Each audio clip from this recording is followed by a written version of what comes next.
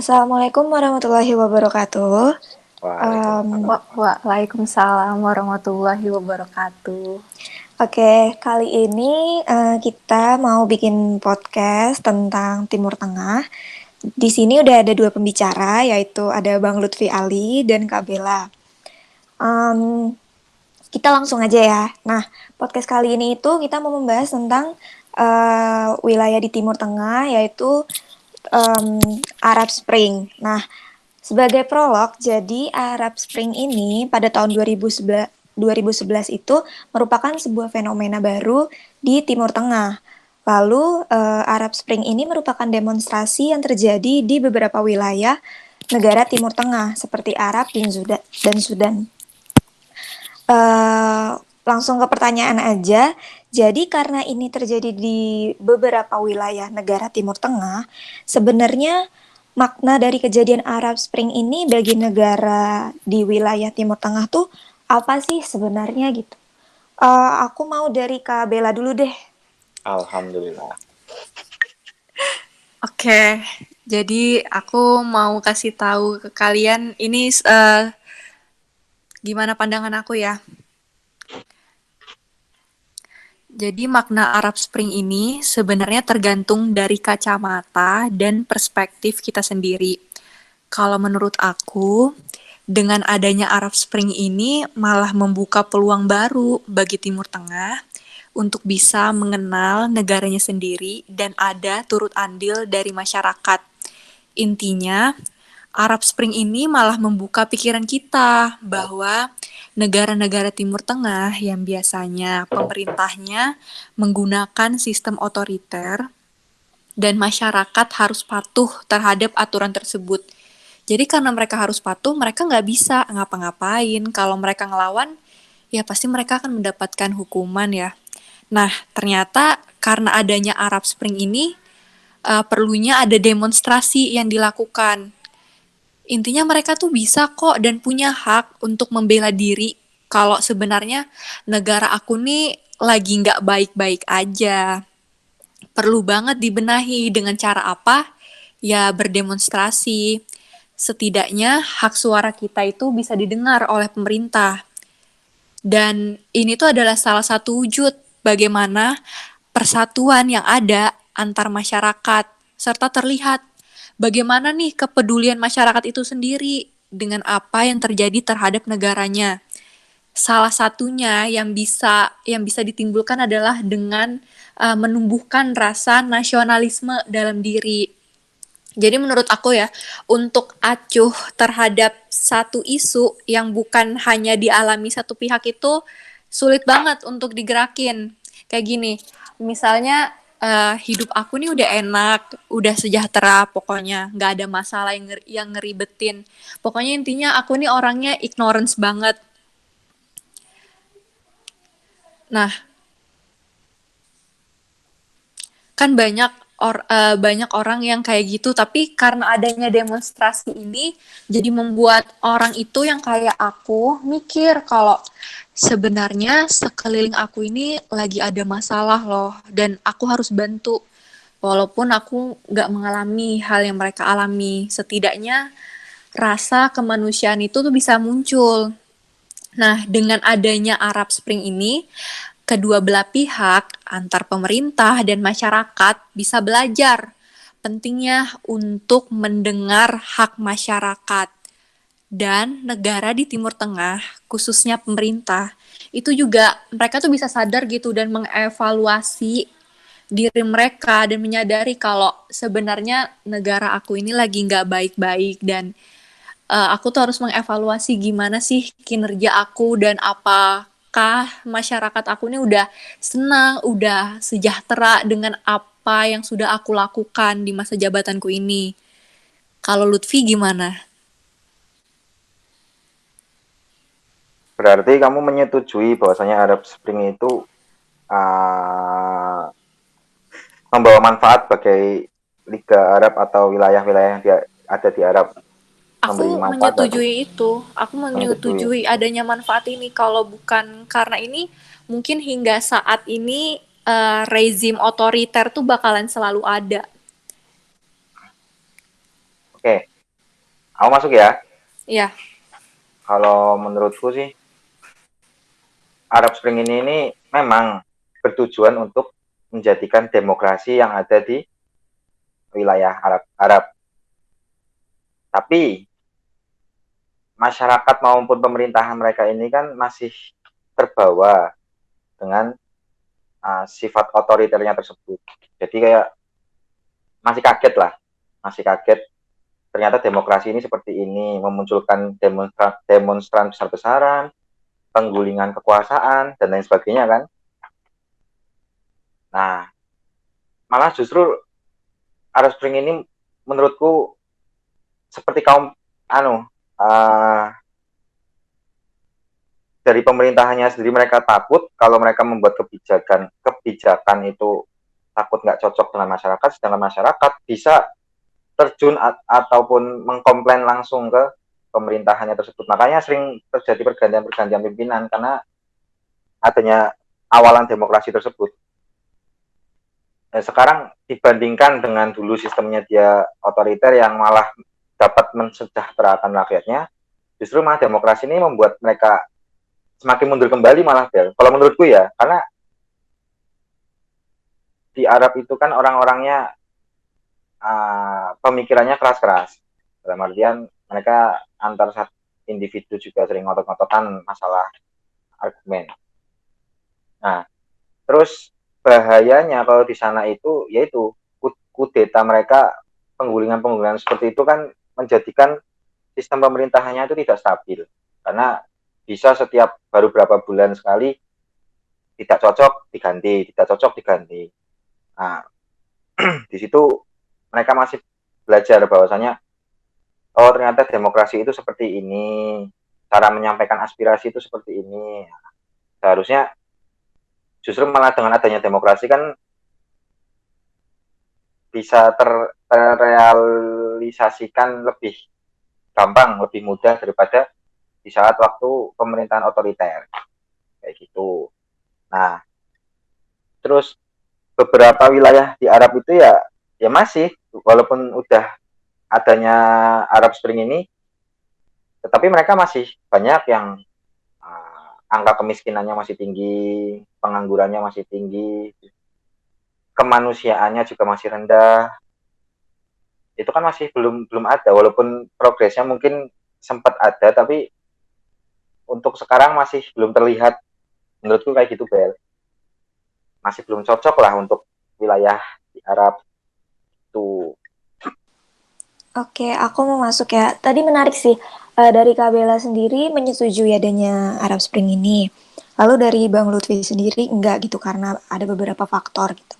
Nah, Ya, yang mau aku tekenin di sini adalah eh, apa ya, Arab Spring ini kan yang aku baca dari beberapa website itu sebenarnya lebih ke tindak kekerasan nggak sih? Jadi kayak eh, adanya kejadian ini, adanya fenomena ini kayak lebih banyak kekerasannya, terus anarkisnya gitu. Nah, kalau menurut dari abang sama kakak sendiri, eh, apakah Arab Spring ini akan bisa bertahan beberapa lama gitu nggak? Kayak jangka panjang gitu. Dan misalkan bertahan lama juga kayak impactnya ke masyarakat yang ada di Timur Tengah tuh gimana sih gitu loh. Apalagi kan tadi juga bahas kayak Arab itu kan salah satu wilayah yang otoriter juga kan, kayak kita sebagai masyarakat harus nurut juga sama pemerintah gitu. Itu gimana sih, Bang Lutfi? Dulu deh baru Kak Bella.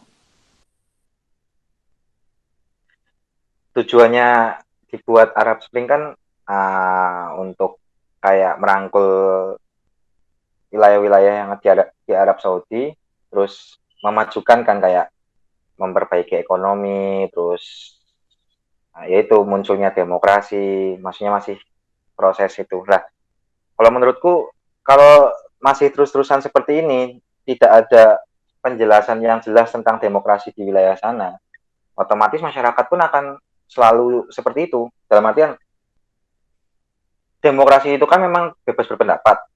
Ada kesalahan di pemerintahan, masyarakat yang memberi saran atau memberi masukan. Akan tetapi justru malah demokrasi di wilayah sana ini kayak dilepas banget, nggak ada aturan, nggak ada apa, intinya pokoknya cuma mengklaim bahwasanya pemerintahan itu salah. Walaupun pemerintahan mungkin sudah melakukan sebisa mungkin, sebaik mungkin, tapi tetap saja menurut mereka itu salah.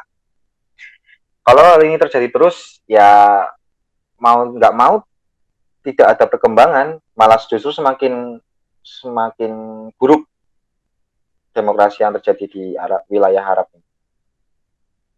Juga pemerintahannya pun juga salah karena mereka menggunakan kekuatan militer untuk mengantisipasi adanya demonstran-demonstran tersebutnya. Seharusnya solusi dari mending kita kasih ruang untuk berdialog, lalu ya saling sharing lah masukan untuk pemerintahan apa, dan feedback yang didapatkan untuk masyarakat itu apa, itu harus saling sejalan seharusnya. Di seluruh dunia pun seperti itu harusnya. Pi, Cuma kan aku boleh masuk nggak, Pi? masuklah. Aku mau nanya, kalau berdialog sementara sistemnya saja otoriter, kita aja tidak punya Enggak, hak, maksudnya HAM kita aja dirampas. Itu nggak akan mungkin. Aku tuh melihat gini sih, Arab Spring ini sebenarnya membuka pandangan baru dari fourth wave-nya demokrasi. Karena Timur Tengah tuh nggak pernah mengerti apa itu demokrasi, mereka juga tidak memiliki pandangan sama sekali. Mereka kan mengikuti pandangan turun temurun ya. Ya kan, mereka tidak melihat pandangan barat, pandangan liberal, mereka mungkin tidak tahu, dan mereka mungkin mempercayai gimana realis. Aku sih ngelihatnya lebih ke arah realis ya mereka ini. Karena memang egosentrisnya tinggi banget. Mereka gimana caranya, karena mereka ngerasa mereka punya sumber daya, mereka nggak mau dikalahin sama siapapun itu. Mungkin masalahnya untuk berdialog itu cara yang paling bisa masuk adalah berdemonstrasi.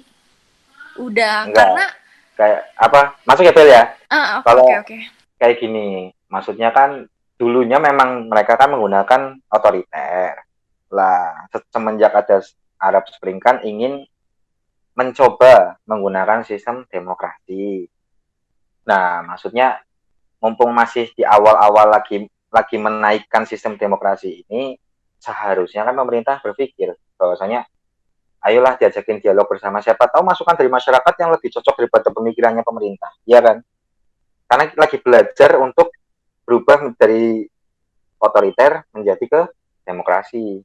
Bukan maksudnya sekarang masih, ya walaupun memang pemerintahannya pasti masih berpikiran bahwasanya wah tidak meyakinkan demokrasinya tuh loh. Wong kebiasaan di Timur Tengah itu menggunakan otoriter seperti itu. Lagi mencoba ceritanya. Cuma kan kalau semisal pemimpinnya digulang-guling kayak gitu kan nggak bagus pemerintahannya. Maksudnya kestabilan pemerintahan, keamanan negara dan lain sebagainya kan terancam. Iya kan? Dengan adanya demonstran, dengan adanya penggulingan seperti itu. Kalau semisal tidak ada solusi yang lebih baik selain perang, ya otomatis kan tetap mengajak dialog, berkomunikasi yang baik antara pemerintah dengan rakyat. Mau nggak mau harus seperti itu. Dan tapi saling mengerti, antara pemerintah juga membuka ruang untuk masyarakat, sedangkan masyarakatnya pun kooperatif. Maksudnya tidak dengan bakar-bakar ban dan lain sebagainya, demo-demo seperti biasanya. Kayak gitu. Itu cara tengah-tengahnya maksudnya. Ya kan, Bel?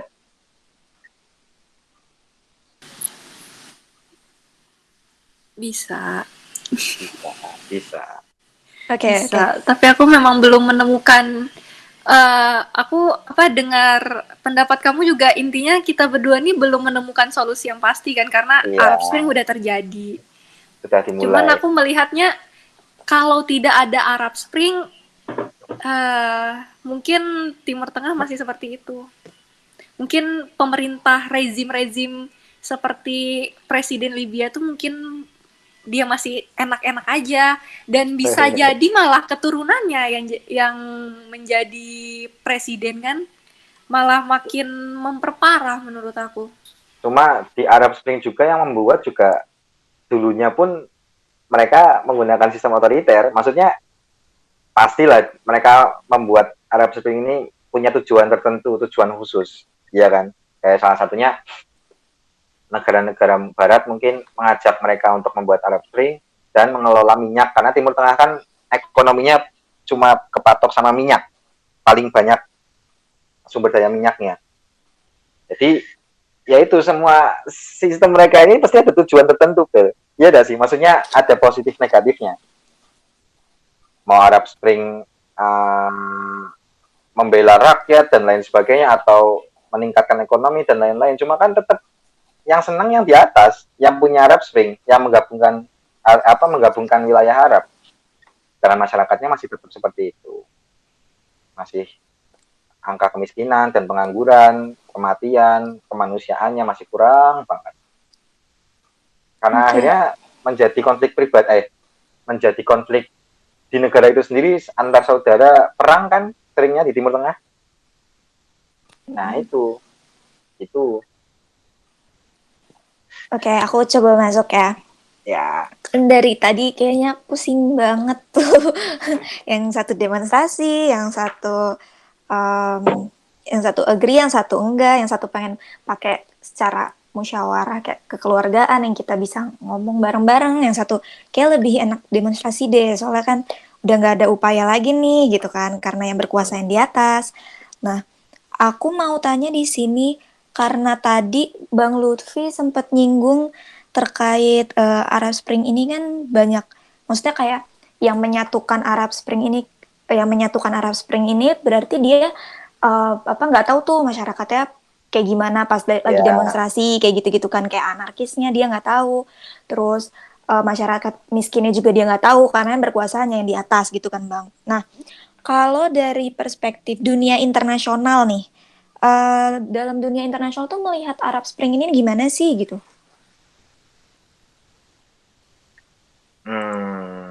Kalau menurutku ya, ini menurutku Oke. setauku itu, karena semakin kesini mungkin kan orang-orang, ya namanya manusia kan pasti selalu berkembang. Mungkin Timur Tengah melihat potensi bahwasanya kita bisa mengelola minyak sendiri, ngapain kita harus meminta bantuan ke orang-orang negara-negara maju. Kayak contoh Arab Saudi kan yang menghandle Amerika Serikat minyaknya, alat-alat dan lain sebagainya kan dari Amerika. Nah, tujuannya Arab Spring ini sebenarnya itu kayak memasukkan ideologinya mereka dari barat-barat itu secara halus, dalam artian mengenalkan demokrasi, terus membuka kerjasama luar negeri dan lain sebagainya, kayak gitu loh. Lalu di dunia internasional ini mereka akhirnya mendukung, karena mereka juga punya kepentingan bahwasanya dengan adanya Arab Spring kan mereka lebih mudah melobi ke negara-negara yang ikut gabung di Arab Spring tersebut. Sedangkan kalau misalnya mereka, contoh lah kayak konflik di Iran dan lain sebagainya, itu kan juga Amerika menyusupi ke situ untuk PBB menyusup ke situ dengan cara membela hak kemanusiaan, tapi punya tujuan lain untuk juga menyedot ataupun mengambil hasil minyak di negara tersebut. Maka dari itu kayak birokrasinya lebih mudah lah setelah adanya Arab Spring ini. Kalau menurutku kayak gitu. Cuman yang masih disayangkan itu oleh dunia internasional kan kayak banyak wilayah, ya walaupun sekitaran wilayah yang ada di Arab ini sudah maju, bukan maju, maksudnya meningkat drastis lah perekonomiannya, seperti Abu Dhabi, Qatar, Arab Saudi, itu kan perekonomiannya kan meningkat drastis. Namun negara-negara tetangganya yang seharusnya seperti ASEAN lah, jika ada negara satu yang sedang terpuruk ataupun sedang jatuh, negara-negara tetangga kan membantu. Lah, cuma di Arab Spring ini masih saling membantunya itu masih kurang banget, masih tetap mementingkan egois masing-masingnya. Itu tadi kayak Bella ngomong, egoismenya mereka ini dalam argumen itu memang kuat. Jadi makanya masih belum cocok dengan Arab Spring ini karena itu sih alasanku. Bukannya mensejahterakan, namun malah secara perlahan menggerus masyarakat kembali. Kayak gitu. Oke, Bang Lutfi. Kalau dari Kak Bella sendiri gimana nih melihat Arab Spring ini dari dunia internasional? Kak Bella tidur. Aku setuju sama pendapatnya Lutfi. Cuman Arab Spring ini kan dialami sebenarnya kan di daerah Afrika Utara, bukan seperti Qatar, Arab Tapi mereka Saudi yang masuk. mereka memang masuk, tapi Arab Spring itu tidak ada di daerah-daerah itu karena pengecualian kan. Qatar mendapatkan kesejahteraan, sementara Libya aja mereka negaranya sebenarnya kaya, cuman pemimpin negaranya tidak bisa mengolah itu untuk kesejahteraan masyarakatnya. Jadi kalau aku ngelihat ya aku setuju sama pendapat kamu, dunia internasional pasti setuju. Sampai Presiden Amerika saat itu, Barack Obama, kan Arab Spring terjadi di saat Barack Obama menjabat ya. Dia setuju dengan hal yang dilakukan sama waktu itu yang pembakaran si Bouazizi itu ya. Dia setuju terhadap apa yang demonstrasi lakukan. Karena mungkin demokrasi kan berasal dari pandangan liberal ya, pandangannya mereka, pandangan barat. Ya pasti mereka bakal setuju akan hal itu. Tapi intinya menurut aku Arab Spring ini awalnya tuh sebenarnya bukan faktor ekonomi aja, emang faktor martabatnya manusia gitu loh. Hak kita ini sudah dirampas oleh orang lain, kita nggak punya hak untuk itu. Seharusnya kita menggerakkan itu, dan akhirnya ada satu orang yang membuka peluang baru, dan ternyata kan peluang ini dampaknya besar banget buat Timur Tengah kan, karena satu orang yang melakukan ini. Kayak gitu sih menurutku. Aku tuh ngeliat sebagai pandangan umum, pandangan awal tuh membuka pintu gitu loh, membuka pintu untuk Timur Tengah. Tapi jaringan untuk kelanjutannya jaringan udah. Tapi Oke. Tapi untuk kelanjutannya Arab Spring, bagaimana sistem pemerintahan, kesejahteraan itu udah masalah negara-negara masing-masing sih, gimana menyikapinya.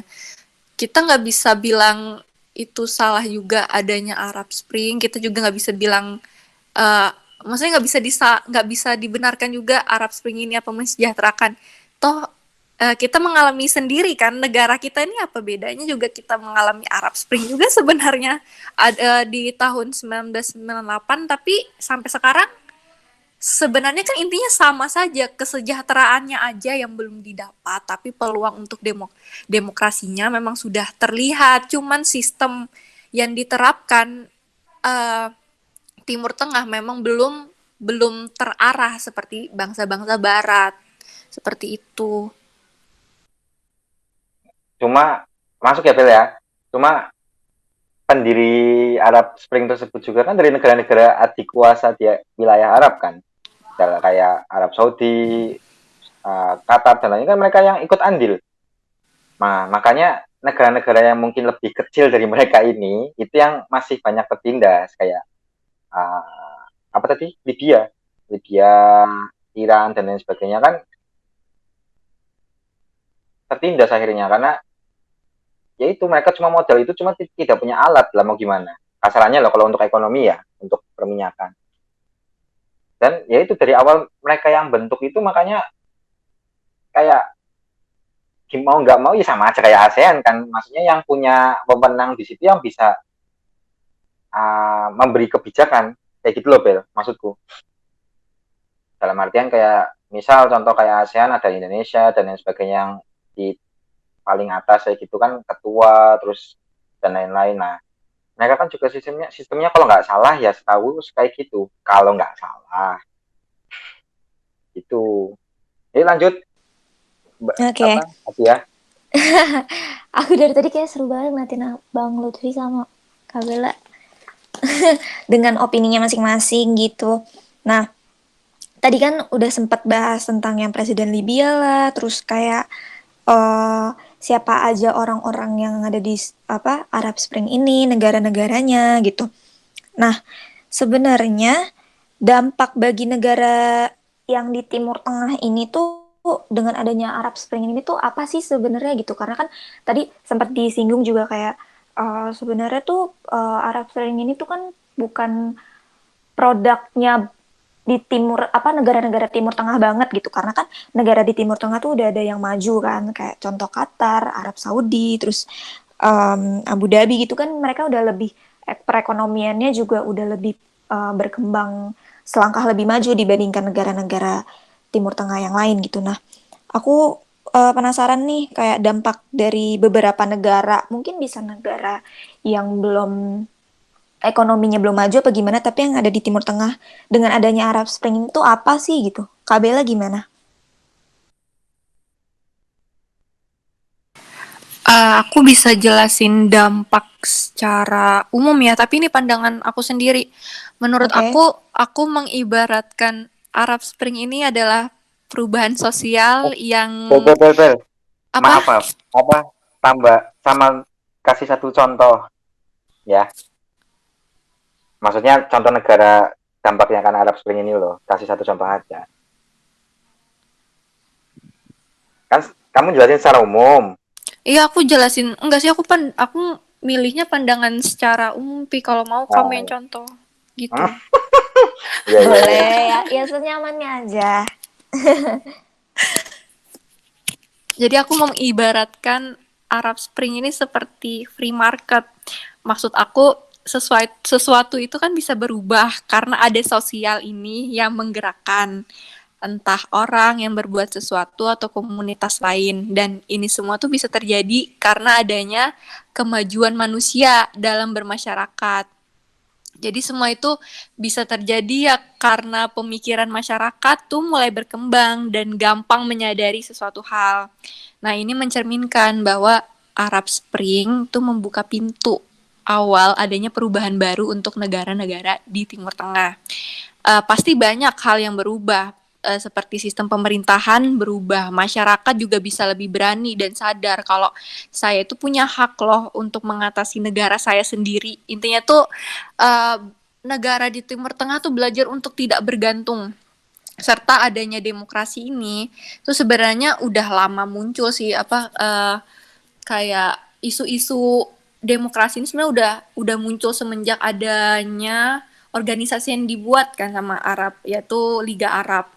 Nah, walaupun isu ini itu di tahun 90-an, isu ini bisa dibahas, tapi kan intinya memperbaiki sistem pemerintahan ke demokratis, walaupun penerapannya baru bisa terjadi saat Arab Spring ini.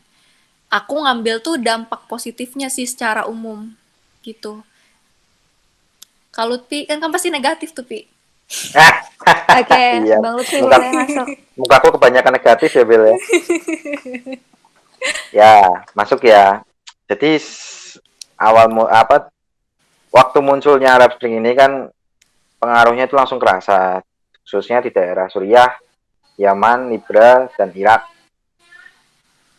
Nah, dampak negatifnya itu ya ini, kalau menurutku tetap balik ke awal tadi, bahwasanya penggeseran atau melengsarkan pimpinan yang sudah ada dengan cara demonstrasi, demo, terus dan lain-lain lah.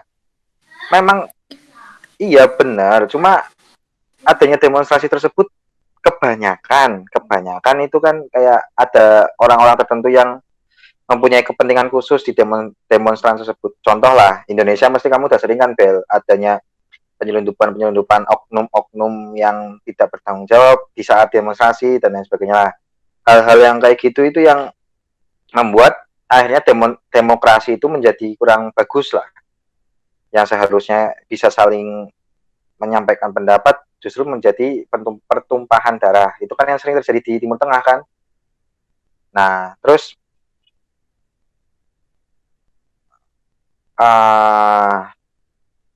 juga media sosial.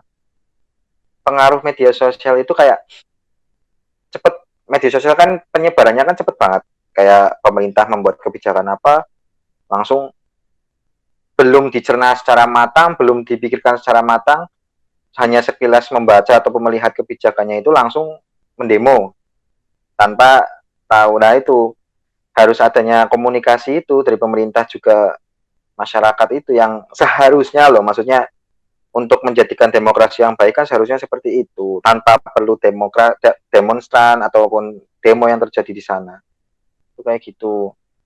Nah contoh lah kita ambil kayak di mana ini, di Yaman ataupun di Mesir, kayak pemberontakan yang berujung gara-gara beda pendapat yang berujung pertumpahan darah, peperangan kayak gitu. Itu kan berarti sama aja cara Arab Spring ini belum berhasil untuk menghilangkan cara-cara pada waktu dulu, maksudnya kayak menyelesaikan masalah dengan cara peperangan, perebutan, perampasan dan lain sebagainya kayak gitu loh. Bel, itu yang masih disayangkan tuh kayak gitu. Belum apa, demokrasinya belum berjalan dengan baik lah. Menurutku kayak gitu. Oke, Bang. Ini kayaknya bakalan jadi pertanyaan terakhir sih. Cuma aku pengen ngulas yang tadi udah Abang sama Kak Bella omongin.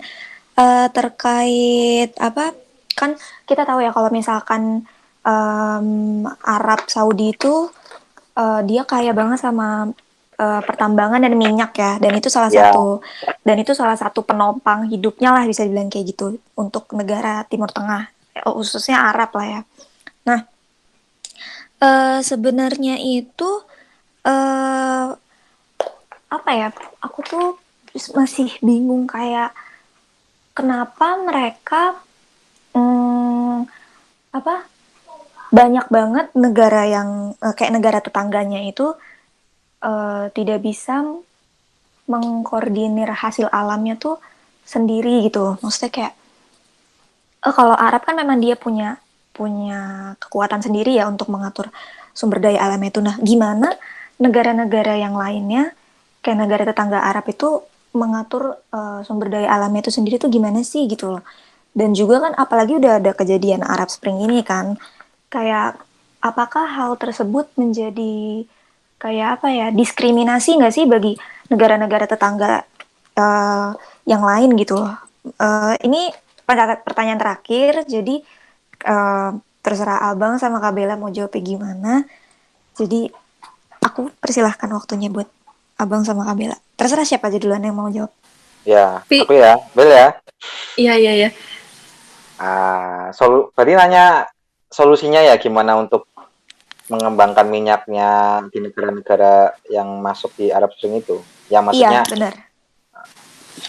lah itu karena masih kekurangannya teknologi di Timur Tengah ya. Ini bukan kita menjudge sana atau gimana, memang faktanya kan dari segi teknologi beda, tapi teknologi nuklir mereka bagus. Cuma dari segi teknologi mengembangkan minyaknya seperti apa, mengelola minyak seperti apa, alat manusianya kan itu masih sangat-sangat kurang karena pendidikannya di sana kan mungkin walaupun banyak yang bagus universitasnya, cuma mengarah ke hal-hal yang seperti itu masih jarang.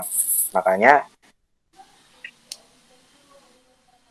dari Arab Spring sendiri kan ingin kayak negara-negara yang sudah bisa mengatur itu kan membantu gini loh caranya mengelola minyak yang baik, ini loh caranya membuat minyak yang baik dan lain sebagainya kayak gitu kan.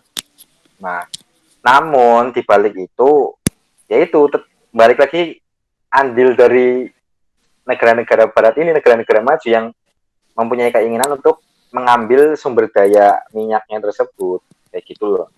Jadi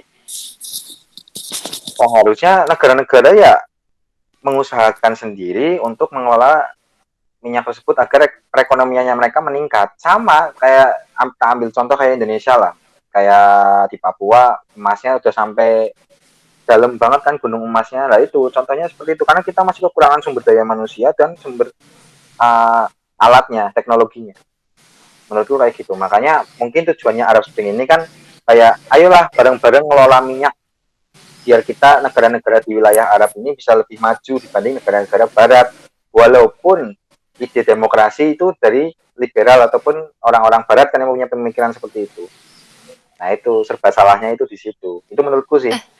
Tapi sumpah ya aku tuh sebenarnya aku nggak ada bayangan gitu loh untuk mereka Timur Tengah, negara-negara di Timur Tengah itu untuk saling bekerja sama untuk Iya, masalah minyak itu. Nggak tahu ya, aku sampai sekarang masih nggak ada kebayang apapun karena kita tahu juga aku lupa ya, ini maaf banget kalau salah atau yang pengetahuannya gimana, Iran sama Iran Irak. sama Arab Saudi yang mereka tuh sampai sekarang masih masih egonya tuh tinggi, akhirnya masih ada masalah hal-hal kayak gitu loh Nah, yang menurutku tuh iya. sulit. Solusinya nggak ada solusi pasti, beneran. Nah, Masalahnya Arab Spring aja belum bisa dibenahi dengan benar, demokrasinya belum terarah, pemimpinnya masih nggak jelas. Gimana caranya untuk nge-manage sumber daya alamnya kalau bukan dari bantuan dari kayak misalnya Amerika atau Eropa. Aku rasa nah, Arab masih belum mampu, kecuali kalau seperti Qatar, Arab Saudi kemungkinan bisa. Dan aku nge-highlight lagi ya, mereka ini kan tidak mengalami Arab Spring sebenarnya. mengalami sih mengalami Bel, Ya tetap cuman enggak, mengalami. cuman mereka kan, aku tuh ngeliatnya gini ya, mungkin karena kalau Arab Arab Saudi ini dia kan negaranya emang udah kayak negara kerajaan gitu ya, jadi kemungkinan besar masalah politik di dalamnya emang udah bukan tanggung jawabnya dari masyarakat lagi, dan masyarakatnya juga kayak dengan hal itu gitu aku perhatiin. Dan mereka juga untuk masalah haknya itu kan um, mereka meninggikan gitu loh, kayak hak perempuan aja mereka mendahulukan hal tersebut, beda banget sama yang terjadi negara-negara yang mengalami Arab Spring ini yang di Afrika Utara ini, seperti Tunisia, Libya, yang mereka aja baru mengetahui demokrasi di tahun 2010 kalau bukan karena kejadian itu. Aku nggak bisa, sejujurnya aku masih belum bisa gimana ngasih solusi yang pasti, gimana caranya mereka untuk berkoalisi gitu loh. Itu Solusi sih yang aku pop ya. Iya sih, kalau lah itu makanya. kayak nggak apple to apple gitu loh, Pi, aku ngelihatnya gitu. Malah menurut Iya, aku nggak pasti win to win toh. negara-negara, maksudnya mereka kayak bandingnya jauh banget, beneran jauh. Kayak Saudi itu malah mungkin bisa lebih menggampangin gitu loh, kayak pasti masih mereka bakal bergantung sama aku kayak gini, akhirnya yang udah mengalami Arab Spring jadi gak punya pendirian gitu loh, karena ada campur tangan dari Nah, negara kayak gitu. Oke, berarti bisa dibilang juga kayak sebenarnya tuh ini lebih ke individual gitu nggak sih Kak? Kayak kalau Arab, gue kan memang negaranya udah maju, jadi kayak ya udah gue aja gitu loh, ya nggak sih? iya, Nggak iya, nggak bisa ngelihat seperti itu. negara yang lain gitu loh yang masih butuh, sebenarnya butuh bantuan, butuh apa ya, pomopang juga lah biar mereka tuh ngerti gimana cara apa namanya mengkoordinasi si sumber daya alamnya gitu kan. Mm-mm. Nah, berarti yang bisa aku simpulin dari podcast kita kali ini, kayak dari tadi kita ngomong panjang banget, kayak bisa dilanjut. Panjang kali lebar. Bisa dilanjut, kayak nggak bakal selesai-selesai kalau misalkan kita nggak ngekat sekarang. Jadi bisa dilanjut di kesempatan berikutnya. Jadi aku di sini sebagai moderator cuma mau nyimpulin kali ya dari pendapatnya Bang Lutfi sama Kak Bella sendiri, kayak tadi sempat dibilang kalau sebenarnya karena demokrasi ini adalah sebuah pandangan liberal, sedangkan apa negara-negara di Timur Tengah itu dia lebih ke maksudnya kayak lebih berseberangan dengan pandangan yang liberal ini kan. Lalu Arab Spring ini juga dikatakan oleh Kak Bella tadi sebagai free market kalau menurut Kak Bella sendiri. Jadi kayak sesuatu tuh bisa berubah karena digerakkan oleh manusianya gitu. Nah, Arab, Arab Spring ini juga sebenarnya memberikan pintu untuk demokrasi itu ada gitu. Nah, di negara Timur Tengah ini juga mereka belajar untuk tidak bergantung pada negara lainnya gitu.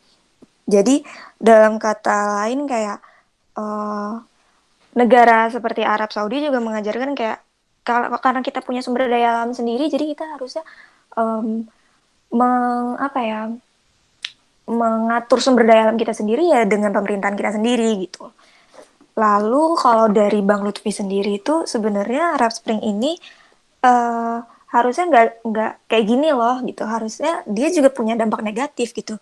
Dari kayak karena melengsarkan kepemimpinannya dengan cara demonstrasi itu sebenarnya bukan hal yang baik gitu, bukan hal yang baik dan seharusnya tuh bisa dilakukan dengan cara pendekatan kekeluargaan atau musyawarah gitu kan. Dengan kayak diajak ngobrol bareng-bareng nih gitu. Mungkin diajak ketemu kayak waktu Trump ketemu sama yang presiden Korea itu gitu kan, maksudnya bisa lebih kekeluargaan biar enak gitu nyampein maunya gimana gimana gitu. Mr. Kim Jong Un. Ya itu. Nah jadi kayak seharusnya di Arab Spring ini menurut Bang Lutfi sendiri bukan demonstrasi yang dikedepankan, namun harusnya komunikasi antara kedua belah pihak, ya nggak sih Bang? Jadinya apa, tidak ada kekerasan yang timbul gitu kan dari adanya Ya, fenomena ini gitu. Mungkin dari, meminimalisir peperangan lah kasaran, tumpahan darah. nah itu jadi juga kayak nggak ada yang anarkis gitu kan. Terus antara masyarakat dan pemerintah juga jelas maunya apa dan gimana gitu kan. Mungkin itu sih yang bisa aku simpulin dari podcast kita yang singkat tapi banyak banget yang kita bahas gitu. Aku moderator Abia Fajri Amaranggana. Kayaknya kita cukupkan aja pertemuan kita pada podcast kali ini. Terima kasih banget buat Bang Lutfi atas waktunya, buat Kak Iya, Tandri sama-sama. Anisabella buat waktunya. Terima kasih. Sampai jumpa di lain kesempatan. Assalamualaikum warahmatullahi wabarakatuh.